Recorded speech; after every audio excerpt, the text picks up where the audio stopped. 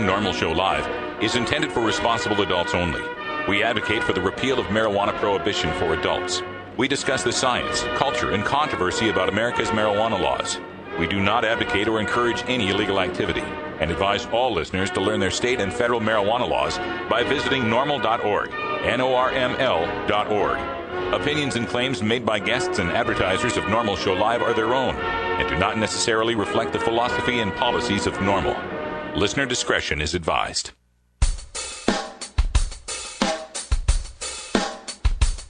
You take a seed, you plant it, you grow it, you dry it, you roll it, you smoke it. You take a seed, you plant it, you grow it, you dry it, you roll it, you smoke it, and it goes down smooth. Hey! Spanning the continent to bring you the truth about cannabis and marijuana law reform.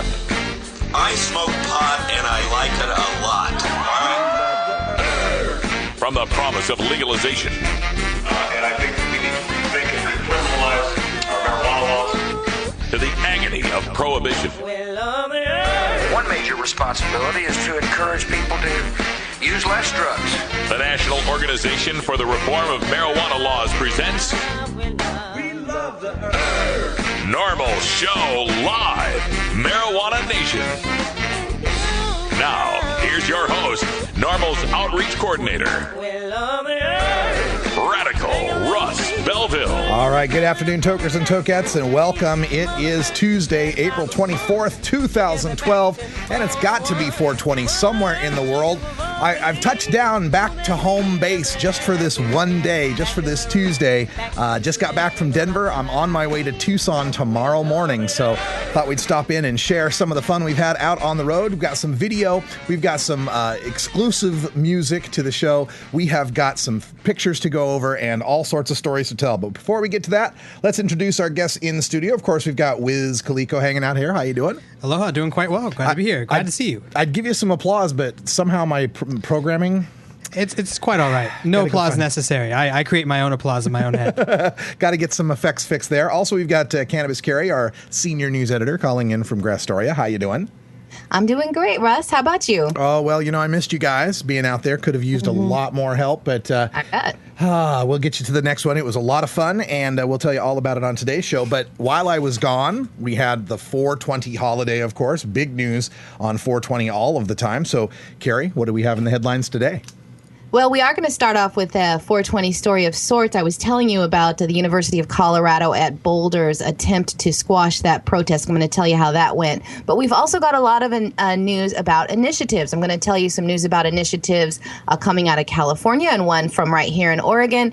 And then I also have a very interesting story about how the Chesapeake Police Department in Virginia saved money on drug dogs. That all coming up in the hemp headlines. All right, we'll take a look at that. Also on today's show, when we get to our Daily Toker Tunes today. Now, normally, Daily Toker Tune would be Electric Tuesday today. We'd do some sort of electronic song. But I'm going to bring you our exclusive acoustic version. I swear to God, got to stay in room number 420 at the Marriott on 420. Chief Greenbud was across the hall from me in room 421. So we brought him over to do his song, It's 420 Somewhere, on 420, at 420, in room 420. So we got that video for you at 420 today. So how perfect is that?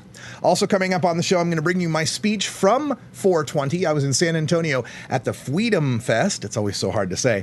Yeah, you'll be able to check out that speech that was recorded in the Revolution Room, the basement bar there in San Antonio. And then at the end of the show, I'll give you my reflections on the 420 holiday, do a little show and tell with some pictures, some video, and some merchandise I picked up. In hour 2, Toker Talk Radio, I'm going to play the entire To Dab or Not To Dab panel. It was amazing. Tons of great information you need to know. All that and more coming up after this. You're listening to NORML Show Live, the voice of the Marijuana Nation. Weedmaps.com.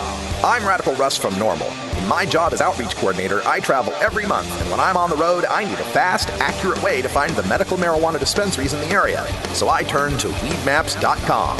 Weedmaps.com has the best dispensary locator online or on your mobile device. Search by zip code or let Weedmaps find you, and in seconds you'll have the addresses, phone numbers, and customer service reviews for the medical marijuana dispensaries in the local area. Weedmaps.com also has a section devoted to helping you find a doctor who understands and recommends medical marijuana under your state's law. You can even check prices on the Medical Marijuana Stock Exchange. Coming soon, you'll even be able to find the listings of NORML attorneys and chapters, local head shops and grow shops, and the best weed-friendly businesses. Weedmaps.com has the information you need to be an informed cannabis consumer. Visit Weedmaps.com today, a proud sponsor of the NORML Network. Inhaling deeply of the sacred smoke. Yo, what's up? This is Miles from Slightly Stupid. You're listening to NORML Show Live. Hi, I'm Radical Russ. One of the best things about marijuana is the wonderful aroma. But when you travel a lot like I do, that aroma becomes a suspicious smell. That's why I endorse stealth-products.com, the leaders in smell-proof containers. From smell-proof vacuum bags to smell-proof backpacks and duffel bags, all the way to smell-proof digital safes, stealth-products.com has you covered. Stealth-products.com brings you safe, secure, odorless layers of protection with activated carbon fiber. Backpacks and duffel bags are simple black so as not to attract attention with a logo or flashy design. Now, nothing is perfectly odor controlled from the detection of drug dogs, but with proper vigilance, containers from stealth-products.com will help you avoid nosy humans. You're now listening to Elliot Beats. Stealth-products.com. Stealth-products.com.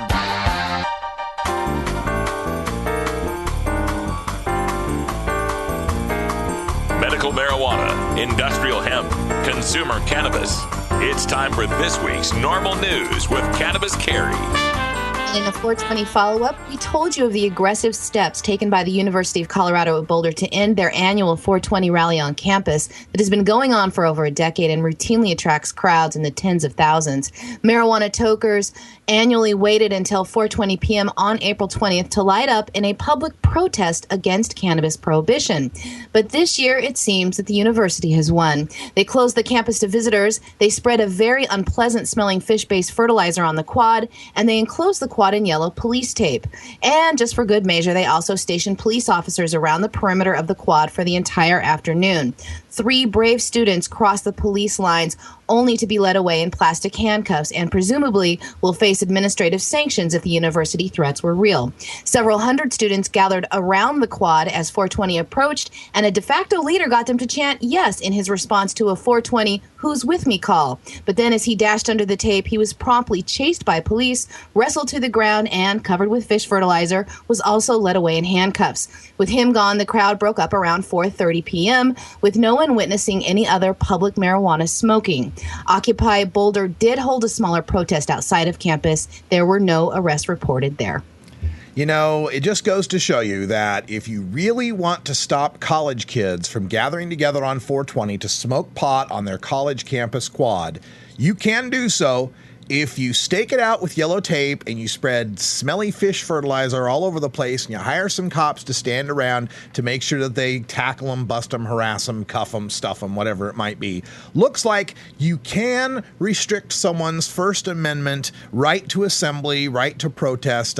It looks like a college, a institution of higher learning dedicated to the fostering of the exchange of ideas and the exploration of ideologies. It looks like you can squelch that if you treat your students as if they're insurgents, if you want to get them all, get their the place that they learn stinking like a fish factory. It does look as if that was successful, but successful in what way? CU Boulder. Do you think that the marijuana legalization movement's going away? Do you think anybody's going to stop protesting this? All you've done now is you set up your students to have a belligerent attitude toward their administration, to believe that their voices can be squelched if they have something unpopular to say. And I don't think that's something that any news any organization would want to tolerate. Whoosh. An Oregon state initiative to legalize marijuana has come under fire for the way they pay their signature gatherers. Robert Wolf is the chief petitioner for Initiative 24, a measure that, if passed by Oregon voters, would amend the state constitution to allow adults in the state to use possess and produce cannabis as long as it doesn't endanger public safety or children. Initiative 24 has been gaining the support of many activists in the state and looks hopeful to make it onto the ballot in November. They have crossed many of the first phase hurdles of getting an initiative on the ballot and are now in the final stages of trying to collect 116,000 valid signatures by 5 p.m. on July 6th to actually make it onto the ballot. Bob Wolf says his group, Citizens for Sensible Law Enforcement, have a goal of collecting 185,000 signatures to ensure the validity requirement. But yesterday, the state issued a $65,000 fine to Wolf for allegedly paying employees per signature gathered rather than by the hour. Now, this is against the rules. He was fined $2,500 per sheet for violating Oregon law, the highest penalty ever issued in the state of Oregon for violating a paid per signature ban. Secretary of State Kate Brown said that she has a renewed focus on cracking down on fraud and abuse in the initiative process, saying that her effort is so that, quote, Oregonians can have greater comfort when initiatives get on the ballot measure that they have gone through legal and legitimate means. The law that Wolf was in violation of is Measure 26 that was passed in 2002. That prohibits chief petitioners of initiative campaigns from paying circulators based on the number of signatures gathered. The director of the Oregon Elections Division, Steve Trout, says that staff members who were reviewing the accounting data for Initiative 24 saw some red flags that indicated they may be paying some gatherers per signature, such as a consistent pattern of the numbers they were reporting, indicating they were more likely getting paid by the signature. After being contacted by the Secretary of State office, 2 of the gatherers came forward and agreed to sign statements that they were unlawfully paid by the signature.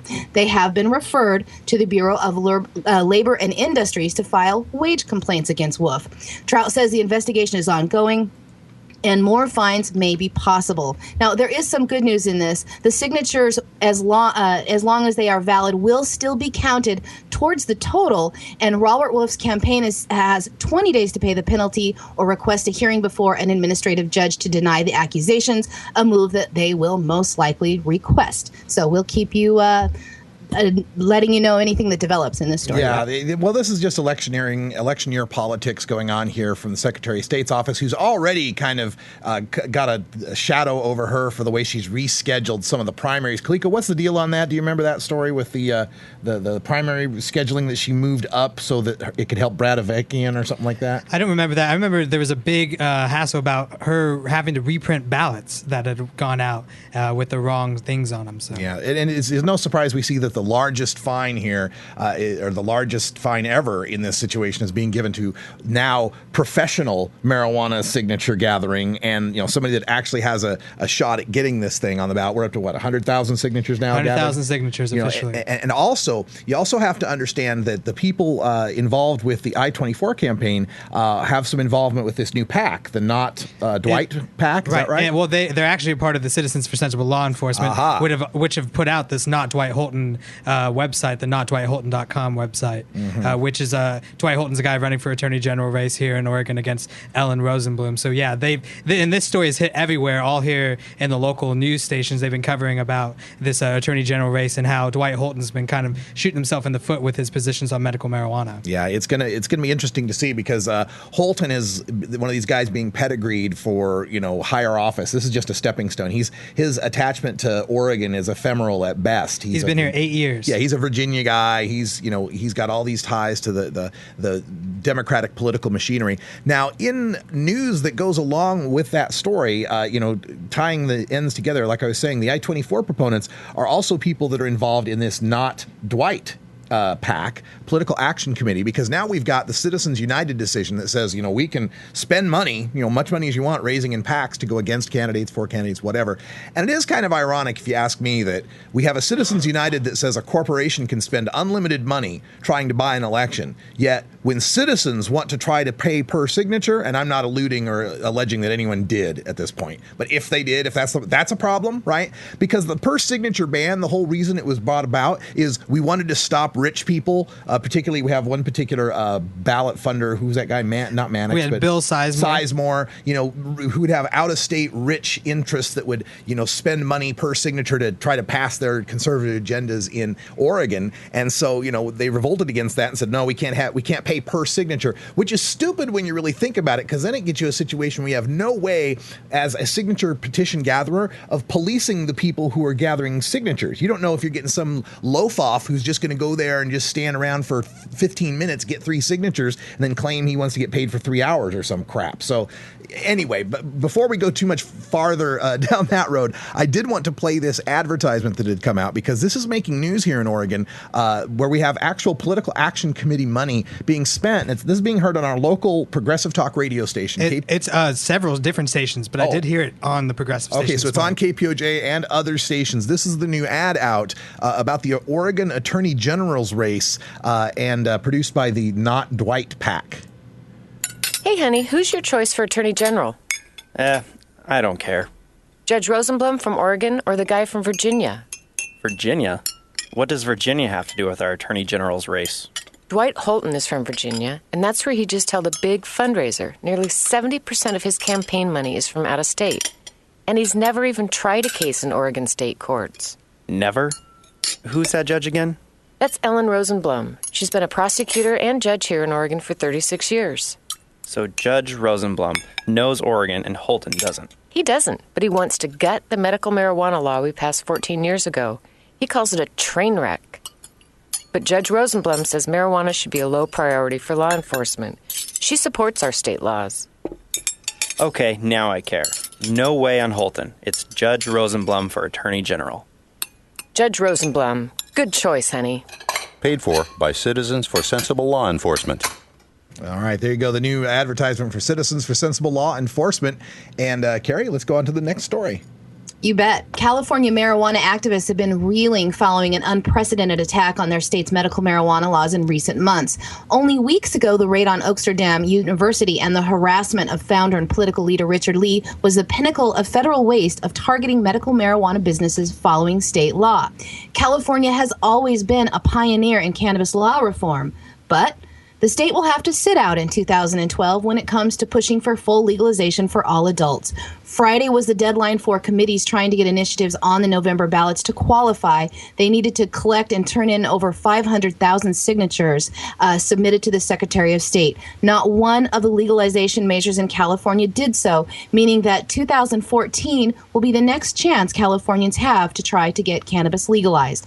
Following the loss of Prop 19, which would have legalized cannabis in 2010, Richard Lee stood in front of supporters and our cameras here on NORML Show Live and declared that legalization was inevitable and that a legalization effort would return stronger in 2012 with the new ballot measure, whether it was from him or someone else. Now, his campaign did win an historic 4.6 million votes for legalization in 2010. That was 46.2% of those cast. So the momentum did feel like it was there. But there was a momentum of another kind that was stirred up by Prop 19, a division of activists unable to come together after the loss. There were 4 competing initiatives this time around, and none of them could find the political or financial backing they needed to come out a frontrunner. The one that came closest was similarly worded to the one that will be on the Colorado ballot, a regulate marijuana like wine. They were only able to get just over 200,000 signatures, less than half of what they needed, and even less than that if you consider validity. They were the last legalization effort to bow out, something that they did last week. So, no legalization to vote for this year in California, so there will be no arguing over to vote yes or no, like it during the Proposition 19 campaign. What do you think, Russ? Well, I would just like to quote the words of Dragonfly de la Luz, who wrote on the day after Prop 19 had failed, quote, "Thank you to all who saw Prop 19 for what it was and stood up against it. I look forward to working with all cannabis activists and enthusiasts to bring true legalization in 2012, end quote. Well, apparently Dragonfly and others, you don't get to get any vote on legalization in 2012. And for those of you who get a chance to vote on legalization in 2012, I want you to take that to heart. I know a lot of you have some serious qualms with some of the measures out there, but understand your chances are very little that you ever get to vote on legalization. These two bills, the one in Washington, or initiatives, the one in Washington and Colorado, are chances number 9 and number 10 in 40 years of drug war in 50 states. Chances number 9 and 10 in 40 years. These chances don't come around. And when they fail, they just provide evidence to the backers who might want to get involved that, oh, wait a minute, this can't win. The people behind it are divided. They don't even know what they want. Why should I risk my millions of dollars and my reputation on backing something when even they can't get behind it? All of this internecine fighting and squabbling in between activists who want to treat it like tomatoes or want it all uses medical, it's all great philosophical and rhetorical fun, but the case is, what can we get on the ballot and what can we get people who don't know a damn thing about marijuana to vote for? And if it makes the ballot, my God, you've got to vote for it. Yeah, and so we can smoke like we're about to do right now, only freely without having to look over our shoulders. What are we toking on today? We got some raspberry kush, which is very nice. Very nice. Back after this. It's 20 after the hour, and we have to take a short break, if you know what I mean. Please support these sponsors who support NORML Show Live. Oh, have you ever met that funny reefer man? A reefer man. Have you ever met that funny reefer man? A reefer man. If he said he swam to China, he would sell you South Carolina. Then you know you're talking to that reefer man.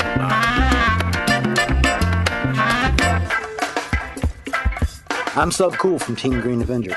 At TGAgenetics.com, we are working on the leading edge of medical strains. Our strains are rigorously tested for THC, CBD, THCV, and other critical cannabinoids. Know your grow.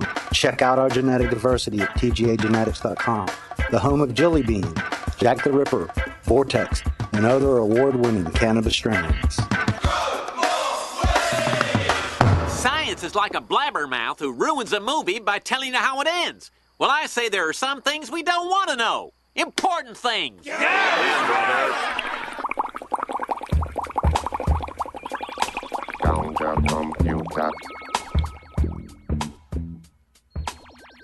It's time for your daily Toker Tunes, the best in 420 friendly music from all genres that uplifts, entertains, and informs the public. Today we bring you tunes for Electric Tuesday, our segment featuring the best of modern electric music in the genres of dance, new age, house, and experimental. If you'd like to submit your song to be played on NORML Show Live, send it to us at stash@norml.org. Now here's some more great independent marijuana music for today's Daily Toker Tunes. All right, folks. Like I said, just got back from San Antonio on 420 on Friday, and then Saturday, Sunday, and Monday I was in Denver for the Medical Cannabis Cup.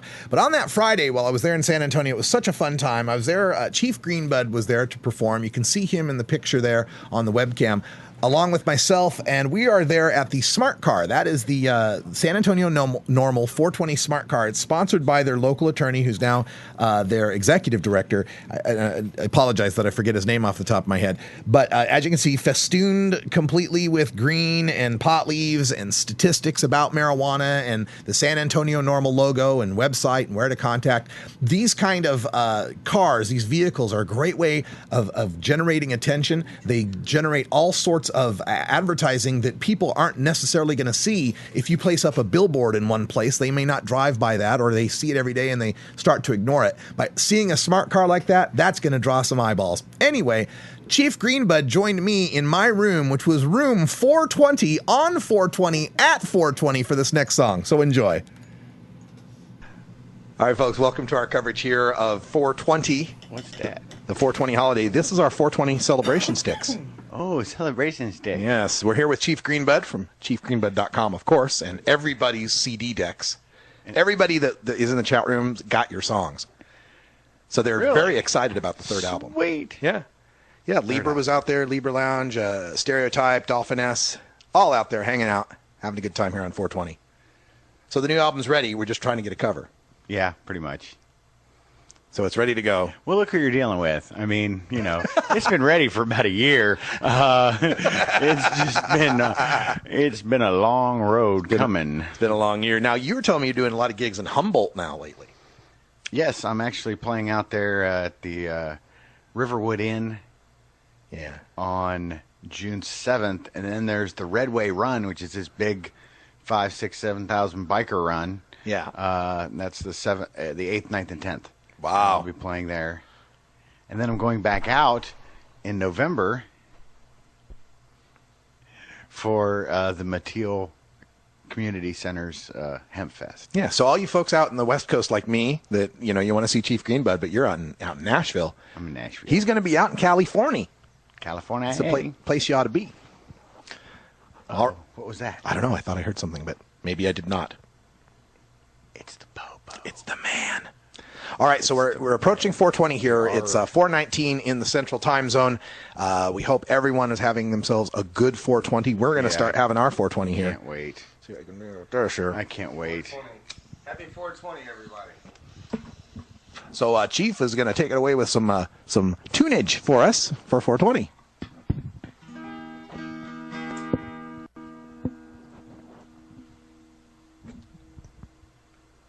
I ain't got to hit nothing yet.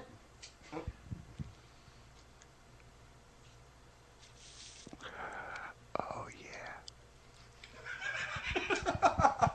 yeah. We are in room 420 at the Marriott on 420 at 420 with Chief Greenbud and his hit, It's 420 Somewhere. It is. If you watch the clock to smoke your pot, you should know you're not alone. And if your grass is like molasses hydro-grown, that gets you stoned. If you're counting the hours and watching the minutes, that special time when everyone hits it, take it from me, you're really not that far away.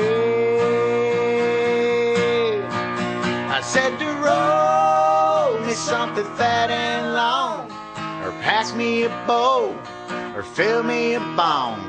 It only comes twice a day, but I don't care.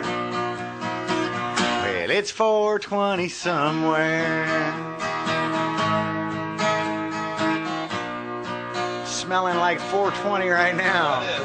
This smoke break is gonna make my afternoon when I get high. And even if it's my last bud, I'll smoke it up. It'll be alright. I've been sitting here waiting for what seems like a year. My San Antonio connection said he'd meet me here. If the phone's for me, tell him he better be on his way. And he can roll me something fat and long, or pass me a bowl, or fill me a bong. It only comes twice a day, but I don't care. Well, it's 420 somewhere. Well, I spent all my cash, replenished my stash, but it's only a quarter or two. At a moment like this, I can't help but wonder. I wonder what Russ Belville would do. Well, I think the first thing that I would do is I would pass that joint over there to Chief Greenbud, and I'd say, fire that fat boy up! Ahem. Roll me something fat and long, pass me a bowl, or fill me a bong. It only comes twice a day, but I don't care. Roll me something fat and long, or pass me a bowl, fill me a bong. It only comes twice a day, but I don't care. One more time. I said to roll me something fat and long, or pass me a bowl, or fill me a bong. It only comes twice a day, but I don't care. just don't care. Shit, I don't care. Well, it's 420 somewhere.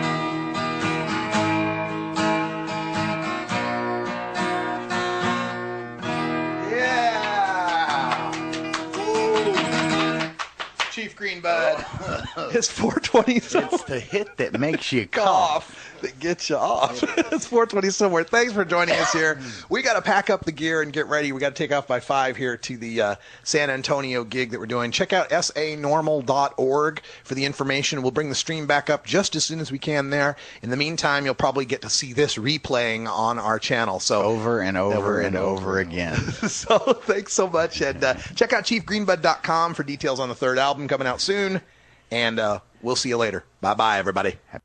We are each of us a multitude. Wow, I'm suddenly feeling wuzzly fungible. There isn't a sharp line dividing humans. Or maybe fungibly wuzzy. It's a very wuzzy line. It's a very wuzzy line. It's getting wuzzier all the time. Sometimes it's hard to tell. We find animals doing things that we, in our arrogance, used to.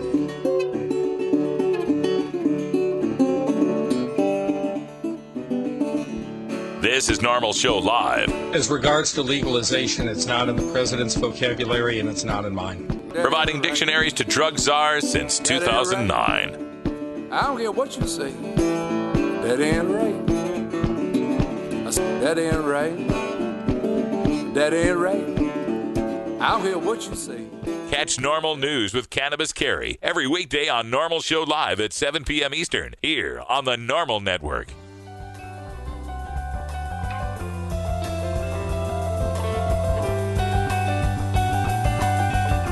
NORML, unlike any other marijuana or drug reform organization, is built from the ground up by grassroots activists.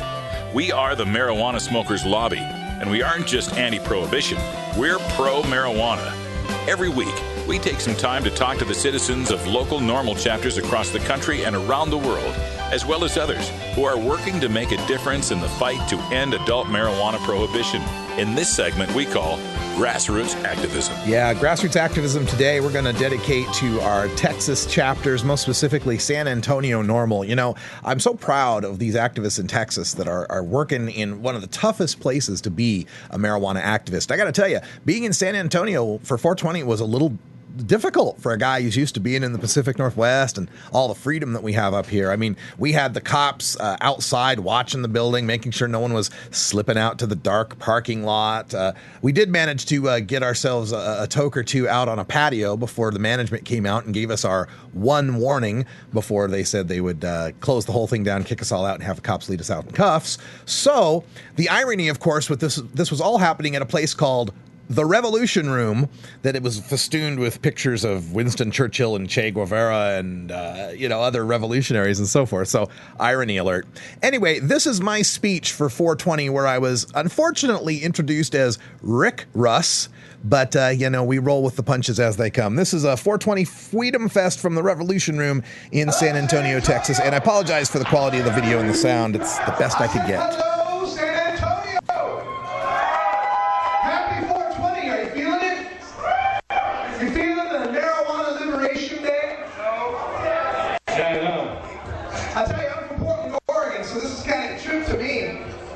We go out to these gigs here in Portland, Oregon. We're out there with joints, just hanging out in the parking lot. It's all good. Everybody's cool. But I wanted to talk to you a little bit about San Antonio NORML. Good job of doing here. Give a hand for San Antonio NORML putting this on for you. You know, I'm NORML's National Outreach Coordinator. I work in Portland, Oregon. I work for the National Office out of Washington, D.C. And it's my job to recruit and foster the talent that is trying to change marijuana law on a local level. Whatever, I mean, like, he turned it And I'm here to tell you that we got chapters in Oregon, we got chapters We're still having that problem? we got chapters in New York, we got chapters all over the country, and there's no better network of chapters of NORML in the world than what you got going on in Texas. Yeah, like, I'm still going? Like, seriously, a year later? San Antonio NORML, Houston NORML, NORML of Waco, Inc., Texas NORML down in Austin. Who am I forgetting? I'm sure there's another one. You guys are doing a great job here. The truth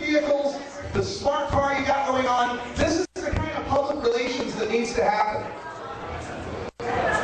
One of the things that I like to tell people when I go out around these things is how great it is, because I kind of believe that when you're fighting for legalization, it can be tough to do because we haven't ever really seen it in our lifetimes.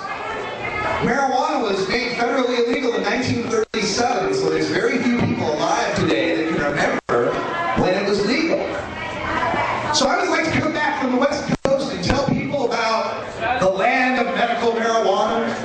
My wife's a patient, I'm a caregiver. I have a little card in my wallet. I've been able to have this card now for about the past 4 years. It's my medical marijuana caregiver card in the state of Oregon. And because I have this card, I'm legally allowed to possess 1.5 pounds of marijuana. That's right. 24 ounces of marijuana and 24 plants. 6 mature plants, 18 seedlings. But a funny thing happened the other day. This card expired on Thursday.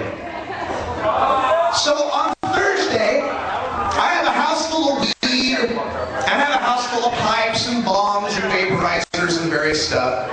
I got a couple of great grow tents where I've got a few plants growing. On Thursday, I was a legal caregiver in the state of Oregon. On Friday, I was a felon. On Thursday, I was perfectly legal to have 1.5 pounds of weed and 24 plants. On Friday, that would give me 20 years in prison and hundreds of thousands of dollars in fines. Just because a card expired. And I bring that up because, you know, I imagine you're out here in Texas and you hear the stories from California and from Oregon and you see the medical marijuana and all the festivals and the smokeouts and all that. Oh my God, it's the promised land. And it is. It's pretty cool. But it's a long way from where we need to go. We need freedom for all of us, from California to the East Coast, from the Canadian border to the Mexican border, and especially for you here in Texas. And I want to emphasize the freedom part because when we're doing this, you know, a lot of people think, oh yeah, bunch of stoners, let me get high. Well, yeah. But we were doing that already. We were already getting high. But now we're here and you're here because we want to do something about our freedom. Has very little to do with marijuana. Has very little to do with what we're smoking. It has to do with whether or not our government has the duty and the right to tell us what we can do with ourselves and to ourselves in the privacy of our own homes, so long as we don't harm another. And I don't know about you, but when I was serving my country in the military and I raised my hand to swear an oath to uphold the Constitution of the United States against all enemies, foreign and domestic, I did that knowing I was fighting for the land of the free and the home of the brave, not the land of the pea from government slaves. My father and my grandfather didn't fight in World War II to secure a country. By the way, my grandfather fought in World War II at a time when the Hemp for Victory campaign was going on, and it was legal to grow hemp fields in the United States because our supply of hemp got cut off by the Japanese. My grandfather didn't fight World War II to give us a country where stormtroopers in automatic weapons and full combat gear burst into our homes and throw in no-knock grenades and shoot our pets and terrify our children and our families because we were smoking a bowl. Do you think that's right? Do you want to do something about it? And this is what you do. You get active. You get networking. You get to know other people. You come out of that smoky closet or that back garage where you're hiding. Oh, I wish it was legal. Oh, somebody ought to legalize weed. No, you ought to legalize weed. This isn't a question of whether they're going to legalize weed, because they're never going to legalize weed.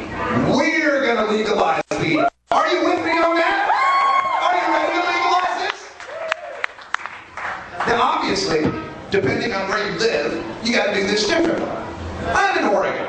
We got medical marijuana for 14 years.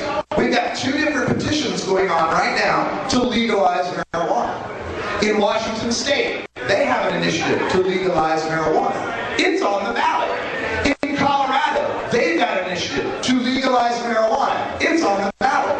It is changing. When medical marijuana began, the U.S. Gallup poll for support for legalization was 25%. Today, that poll is 50%. More Americans today believe marijuana should be legal than believe it should be illegal. But again, I'm in Washington, Oregon, Colorado, that's a different thing. In Texas, what are you going to do? It's tough in Texas, man, I understand. I was just down in Houston last month doing a seminar down there, and I got to talk to a lot of people. I talked to a judge who told me about how her caseload, her docket is so full, she can't get to the rape cases, she can't get to the burglary cases, she can't get to the homicide and all those cases, because it's backlogged with crimes where people are caught with 1/100th of a gram. 1/100th is the minimum standard for their tests to send people in. So when they bust somebody along the roadside, the Texas Ranger gets a little pipe there and he scrapes up a little bit of resin off of it, that's what they're sending to court. Did you know the clearance rate of rapes in this country is about 25%? The clearance rates for rapes, if someone is raped, they'll solve about 1 out of 4 of those cases. Murders, about 50%. About half of the murders are solved. And this is directly attributable to the time wasted and resources wasted from cops having to chase kids with a dime bag instead of trying to chase bad guys that we want them to catch. This is directly attributable. In the 1960s, the rape clearance rate was 60%. The murder clearance rate was 90%. Another thing the war on drugs has done to this country is it's turned us into the world's biggest jailer. The United States houses more prisoners in our country than any other country in the world, including China, where they got 1.3 billion people. And we can change this if we all band together and start to talk to each other. And I know it's a scary proposition because, you know, so many people it feels like are against us. But when you actually go out and start talking to people, you'll find more people are really on our side. There's an amazing phenomenon about this. They did a poll in Minnesota when they were trying to pass medical marijuana, and they asked people 2 questions. They said, number 1, do you support medical marijuana? And about 3 out of 4 of them said yes. And then they said, number 2, does your neighbor support medical marijuana? And about 3 out of 4 said no. Think about that. 3 out of 4 people really did believe something, but 3 out of 4 thought that the other 3 out of 4 didn't. It's like the propaganda is so intense. We've been convinced that our neighbors think we're evil, that we're the dirty doper potheads, and they don't think that. If you start going out and talking to them, you'll find that they're really on our side, and the ones that aren't on our side, I've got an assignment for you. Do you guys know who Rick Steves is? Rick Steves is a travel writer. He's on PBS a lot. You'll see him in Europe. You know, he'll be talking about what's going on in Europe and everything. Well, Rick Steves is an advisory board member for NORML. He travels all over the world. And one of his pieces of advice to me, I think, is the best thing I can tell someone who's wanting to be an activist. Because when you're an activist, you've got to choose what your level is. My level is I'm 420, 24/7, 365, baby. I'm living it like it's legal. I got a pot leaf on my head every day, you know, so that's the level I can do. Other people, you might have a job, family, whatever, where you can't be at that level. So here's what I want everyone to do. Here's what you can do to help legalize marijuana. Are you ready? It's a very simple thing. This is from Rick Steves. Be the kind of cannabis consumer that people can't help but like. That's it. Be a responsible, polite, helpful, friendly, engaging, communicative type of person. Because what's going on in a lot of people's minds when they hear war on drugs, when they hear marijuana, when they hear potheads, cannabis, weed, whatever, their minds are those stereotypes and prejudices that have been built up since even before Cheech and Chong. I mean, we're going back to Pancho Villa, right? Going back to La Cucaracha, right? So there's prejudices that have built up for 70, 80 years now about marijuana and the people that use it.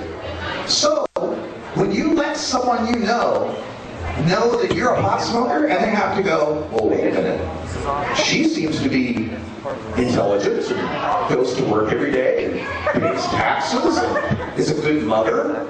She doesn't seem like a pothead.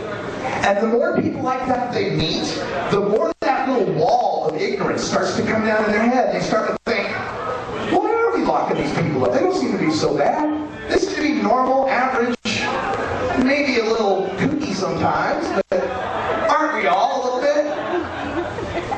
All right, and let me just close on this, man. Never let them degrade what you're doing as a marijuana activist. Never let them get you down to feel like, oh, why are you worrying about marijuana? Aren't there more serious things to deal with? No. I mean, there are very many serious things in this world, but don't ever let them degrade how serious this war on drugs is. This war on drugs affects every one of your civil rights, every single one of them. First Amendment to the 10th Amendment, every one of them is impacted by what they're doing in this war on drugs. Just recently, the Supreme Court ruled that people arrested for any crime can be strip searched. Anything. Roach in your ashtray, strip search. This is not the America I want to live in, and I don't think it is the one you want to live in either. So, thank you for supporting NORML. I'm Radical Russ. And if you don't know, I do NORML's national podcast, and you can subscribe to it on iTunes. All right, that of course, that's me in San Antonio, Texas at the Revolution Room for San Antonio NORML. Check out San Antonio NORML at sanormal.org. When we come back, more show and tell from the Medical Cannabis Cup right after this. You're listening to NORML Show Live, the voice of the marijuana nation. You know why we pirates love the NORML Show? Har har! 'Cause it's always smoking matey. Har har har har har! What makes something funny? How does humor impact health and psychological well-being? How can you incorporate humor into everyday life? A concise, reader-friendly introduction to an important but often underappreciated topic in modern psychology, Humor 101 explains the role of comedy, jokes, and wit in the sciences and discusses why they are so important to understand. Psychology professor Dr. Mitch Earlywine draws from his personal experiences in stand-up comedy to focus on how humor can regulate emotion, reduce anxiety, and diffuse tense situations, expose pretensions, build personal relationships, and much more. He irreverently debunks the pseudoscience on the topic of humor and leaves readers not only funnier, but better informed. It's part of the Psych 101 series from Springer Publishing, Humor 101 by Dr. Mitch Earlywine, Ph.D. You want answers? I'm as mad as hell, and I'm not going to take this anymore. You want answers? You have offended my family. I think I'm entitled. You want answers? I want the truth. And you have offended Shaolin Temple. You can't handle the truth. Surely you can't be serious.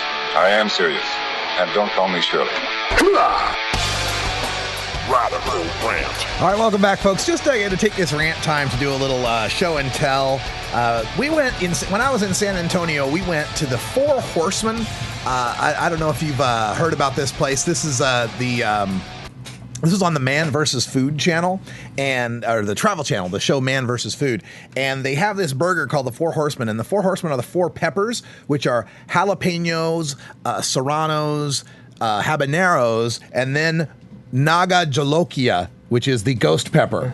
Now, my friends, if you've never messed with the ghost pepper, let me just tell you, do not mess with the ghost pepper. It is not really a pepper. It is a form of bear mace. Okay. Literally, ghost peppers come in about 1.2 million Scovilles. Bear mace starts about 2 million. I looked it up. So anyway, this kid came in there and he was trying to do the dare, and sure enough, he got about 3 bites into it, turned all red and sweaty, and then about 2 bites away from finishing it, he puked. So poor guy did not make the challenge.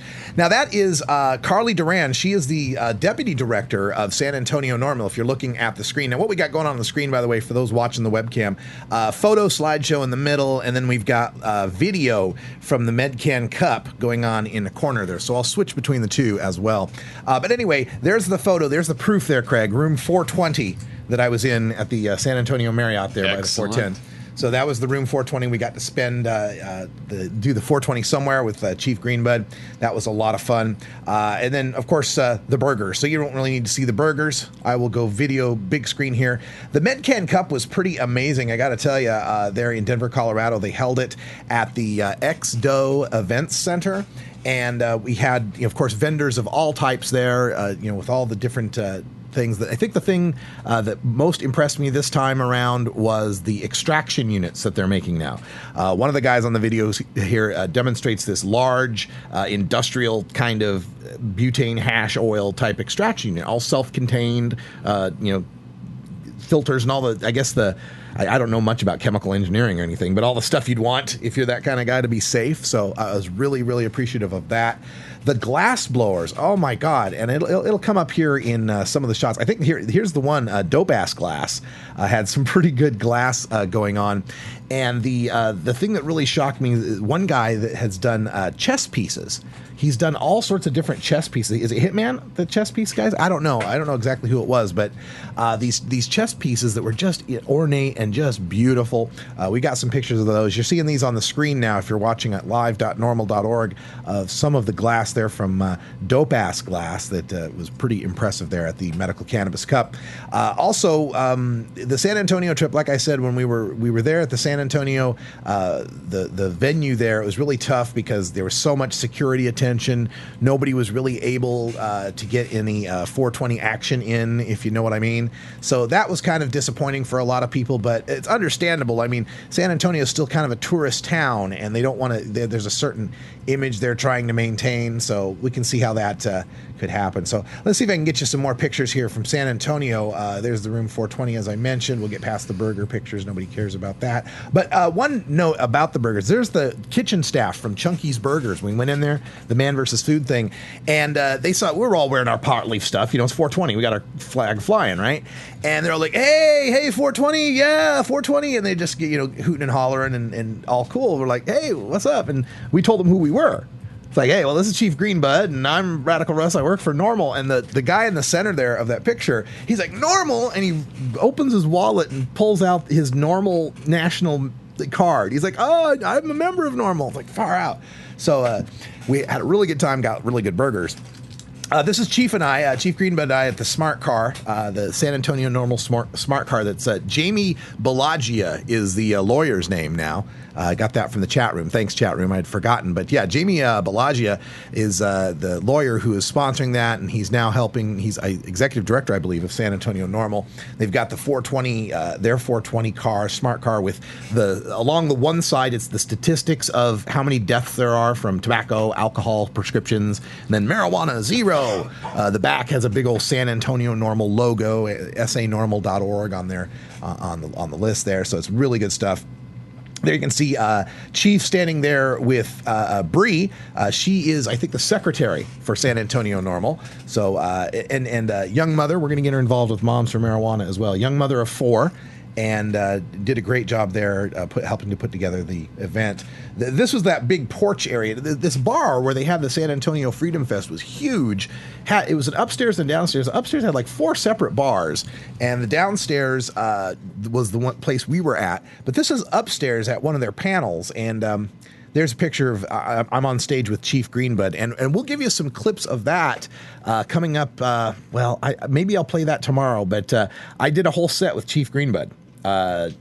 Just singing harmonies. So we'll play some of that for you. And then, of course, there was other performers there as well.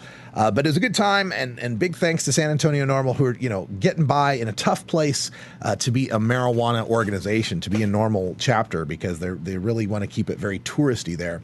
The slideshow now venturing on to some of the scenes from the Medical Cannabis Cup. There's Stacia Kostner from Students from Sensible Drug Policy. Let's see if I can get her on. And we're on drugs. All right, and all this fantastic stuff. Yeah, lots of good We've been covering a lot of those the videos that you guys have done. We've been putting them on the NORML network and showing all the students that are getting. Well, I guess they're not all running anymore, but Santorum and Romney. Yeah, those absolutely. are great. There's like more than a dozen of them. Yeah. Irene Alexander went up there with a bunch of students to the New Hampshire College Convention, got every single one of them on the record about this issue. It was great. Some of them were more, helpful than others, but yeah, it's great. All interesting. That's activism. Thanks, Stacia, for doing it. Thank you, Russ. So yeah, Stacia Kostner from Students for Sensible Drug Policy was there. We had kind of a non-profits row there at the Exdo Center. Okay, so my pitch from MAPS, we're the Multidisciplinary Association of Psychedelic Studies. We do worldwide FDA-approved clinical research for MDMA, psilocybin, LSD, ayahuasca, medical marijuana, and we find the therapeutic value in all of these things. Fantastic. And a great selection of library of books here that you can read. Read them all. So MAPS was there along with other nonprofits in the nonprofit row. We had a really good time speaking with all of them as well. It just there was a lot of camaraderie, and it was kind of going into this, it was kind of difficult because there was this tension in the air of going to this thing following the blow up between the former Colorado NORML head and remarks by Alan St. Pierre and so forth. So, but everyone was congenial. I even said hello to Warren, saw him there, but we didn't speak. But everybody was at least congenial, and I think the panels that we had went a long way toward addressing some people's concerns that, like, what? NORML thinks medical's a sham? No. Of course not. NORML's the first organization that ever, petitioned for medical marijuana. We petitioned the DEA in 1972. So we soothed out a lot of that stuff, I believe. Magic brownies. Oh, these guys. But you make it yourself, and indica to be specific. So you know. Papa Murphy, do not sue us. Do not sue us. Yeah, this guy makes a brownie mix that's a medicated brownie mix. The mix is already medicated, and then you make up the brownie. So that was kind of interesting. This guy had put that together. So much, entrepreneurialism there at the Medical Cannabis Cup, and the panels, of course, were really good. If you're sticking around for hour 2 here, in hour 2 we're going to play the to dab or not to dab panel, which Kaliko has heard all of, and he said is absolutely fantastic. So. It was absolutely the most informative hour I've spent watching, something about dabs ever. But I mean, that it happened at the High Times thing really blew me away. So yeah, it's the who's who of the concentrate community. Oh yeah, Selecta Nicotine was there, as well as Big D from Top Show Extracts, and then Dr. Bob Melamede was there. Yep. A few others. We'll get the whole list for you.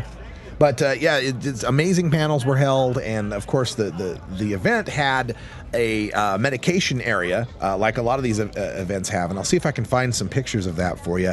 But I did not take the stream into the medication areas or any of that, just because I just wanted to obey the law basically, and people's privacy, but also. Just didn't want to. Let's be honest here. I don't think the internet would have covered that far anyway. There's the pink hat guys I was talking about for our guests in the studio for Craig and Brian. But it was the Pink House Collective, and this guy was wearing a pink dress shirt as well. So they had won a couple of awards there. I got to actually deliver the awards, announce the awards for Best Concentrates. So I was able to be on stage to do that. That was kind of fun. This is the kind of long alleyway. Basically, in the Exdo Center, you couldn't medicate, and they had signs all over that said that. And then if you went down this long alleyway, Weed Maps guys had already gotten this separate place and set it up as the separate, so it wasn't attached to the event center at all. So they legally, they felt safer about that. So anyway, that's the hallway you went down to it. Now, I paused on this picture because it's a picture of the bar in the Exdo Center. I love going to these cannabis events when they have a bar and taking the picture of how empty the bar is. You can just see just how lonely the bartenders are. So there one guy leaned up against the bar. So that's the way it goes at your typical cannabis event. Hey folks, that's about all the time we have here on NORML Show Live, Voice of the Marijuana Nation. But stay tuned for hour 2, Toker Talk Radio, where we're going to play the To Dab or Not To Dab panel, one of the most informative panels of experts on the on the subject of butane hash oil, hash oils, hash extracts, everything you want to know. Boy, you don't want to miss this hour of Toker Talk Radio. And thanks for listening to us and supporting NORML. I'll talk to you tomorrow from Tucson, Arizona for Wiz Khalico, Cannabis Carrie, Brian the Red, and our friend Craig. Thanks for joining us. And until next time, take care of each other, Tokers. You take a seed, you plant it, you grow it, you dry it, you roll it, you smoke it. You take a seed, you plant it, you grow it, you dry it, you roll it, you smoke it. And it goes down smooth.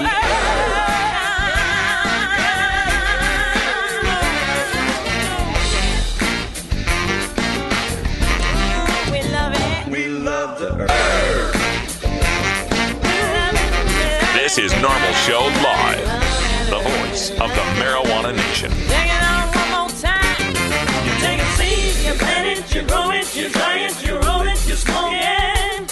You take a seed, you plant it, you grow it, you dry it, you roll it, you smoke it. You take a seed, you plant it, you grow it, you dry it, you roll it, you smoke it, and it goes down smooth. You're listening to the NORML Network, where the time is 420, 24/7, 365.